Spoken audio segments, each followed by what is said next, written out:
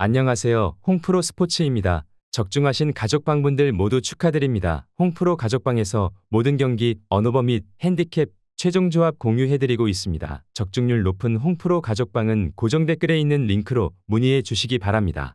1월 7일 새벽 해외 축구 6경기 분석 시작하겠습니다. 첫 번째로 사우디아라비아 대 키르기스스탄 경기 알아보겠습니다. 사우디아라비아는 측면에서 중앙으로 파고드는 인사이드 침투를 중심으로 공격을 전개하며 박스 안에서 압둘라 라디프를 향한 마무리 연결이 자연스럽게 이어지는 팀이다. 타메르 알카이바리는 측면에서 안쪽으로 파고들며 연계에 적극 가담하고 이 과정에서 원투 패스와 침투 타이밍이 자주 만들어진다. 마제드 압둘라는 중원과 이선에서 볼을 배급하며 전진 패스와 세컨 찬스 창출로 공격 흐름을 유지한다. 세트피스 상황에서도 다양한 패턴을 활용해 상대의 수비에 부담을 주는 장점이 있다. 반면 키르기스스탄은 활동량과 투지를 앞세워 버티는 운영을 가져가지만 전반적인 전력 완성도에서는 열세가 있는 팀이다. 전방 자원이 고립되는 시간이 길어질 수 있고 수비 라인 역시 인사이드 침투와 세컨볼 대응에서 간격 관리에 어려움을 겪을 가능성이 있다.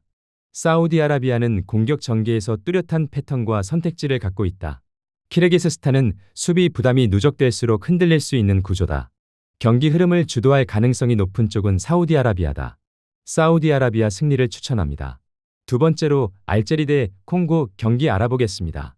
알제리는 라인을 높게 끌어올리며 전방 압박과 점유율로 경기를 주도하려는 성향이 강하고 분해자를 중심으로 박스 안에서 기준점을 만들며 이선 자원들의 연계와 침투로 찬스를 만들어가는 팀이다. 제루키와 베나서를 중심으로 중원에서 전진 패스와 템포 조절은 가능하지만 공격이 길어질수록 하프 스페이스와 측면 뒤쪽 공간이 동시에 비는 장면이 반복된다. 공을 잃는 순간 전환 수비 속도가 늦어지며 세컨볼 대응에서도 간격이 벌어지는 약점이 드러난다. 반면 콩고민주공화국은 수비 라인을 낮게 유지하며 먼저 단단히 버틴 뒤 박한부의 스피드와 뒷공간 침투를 활용한 역습이 강점인 팀이다. 사디키의 간결한 전진 패스와 은부쿠의 이선 침투가 맞물리며 적은 터치로도 박스 근처까지 도달하는 효율적인 공격 루트를 갖추고 있고 피지컬과 세트피스 경쟁력에서도 우위를 점하고 있다. 알제리는 점유율을 가져가며 주도권을 쥐려 하겠지만 공격이 길어질수록 전환 수비 부담이 계속 쌓일 수 있는 경기다. 콩고민주공화국은 라인을 내린 상태에서 역습 타이밍만 노려도 충분히 위협적인 장면을 만들 수 있다. 결정적인 순간에는 세트피스 한 방이 승부를 가를 가능성도 높다. 콩고민주공화국 승리를 추천합니다. 영상은 잘 보고 계신가요? 핸디, 언어버 및 최종 조합 공유받아 보실 수 있는 가족방 입장 방법 알려드리겠습니다. 첫 번째로 영상 하단에 댓글을 클릭해 주세요. 두 번째로 댓글에 링크를 클릭해 주세요. 마지막으로 채팅 참여하기 후 메시지 주시고 답장 기다려 주시면 됩니다. 나가기 하시면 가족방 입장 시켜드릴 수 없습니다. 언제든 편하게 문의 주시기 바랍니다. 세 번째로 US 레체 대 AS 로마 경기 알아보겠습니다. 레체는 수비 라인을 낮게 두고 중앙 간격을 촘촘하게 유지하며 실점을 최소화하는 데 초점을 두는 팀이고 스툴리치를 중심으로 패스 길목을 차단하며 상대 전진을 끊어내는 데 힘을 쓴다. 피에로티의 측면 돌파와 크로스를 활용하지만 박스 안으로 숫자를 충분히 끌어올리기 어려워 공격은 단발적으로 끝나는 경우가 많다. 반면 AS 로마는 코네를 중심으로 한 빌드업 완성도가 높고 엘 샤라위와 치미카스가 측면과 안쪽을 오가며 수비 블록을 흔드는 구조를 갖추고 있다. 전진 패스 이후 연계 속도가 빠르고 박스 근처에서 이선 자원들이 자유롭게 슈팅각을 잡는 장면도 자주 만들어낸다.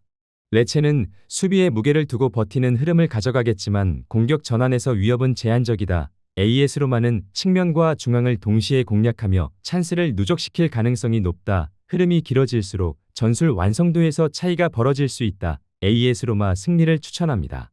네 번째로 코트디부아르 대 부르키나파소 경기 알아보겠습니다.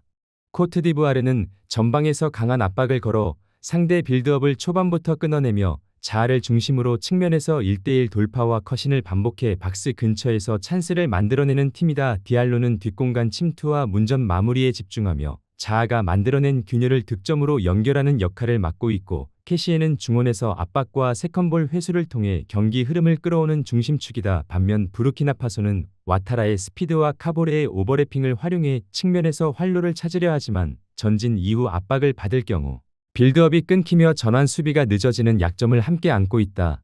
중원에서의 패스 선택이 제한되면 공격이 개인 돌파 위주로 단조로워질 가능성도 있다.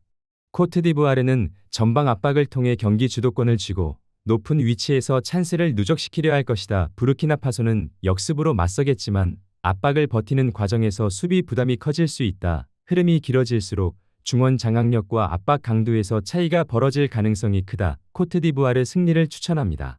영상은 잘 보고 계신가요? 핸디, 언어버 및 최종 조합 공유받아 보실 수 있는 가족방 입장 방법 알려드리겠습니다. 첫 번째로 영상 하단의 댓글을 클릭해 주세요. 두 번째로 댓글에 링크를 클릭해 주세요. 마지막으로 채팅 참여하기 후 메시지 주시고 답장 기다려 주시면 됩니다. 나가기 하시면 가족방 입장 시켜드릴 수 없습니다. 언제든 편하게 문의 주시기 바랍니다. 다섯 번째로 사수올로 대 유벤투스 경기 알아보겠습니다.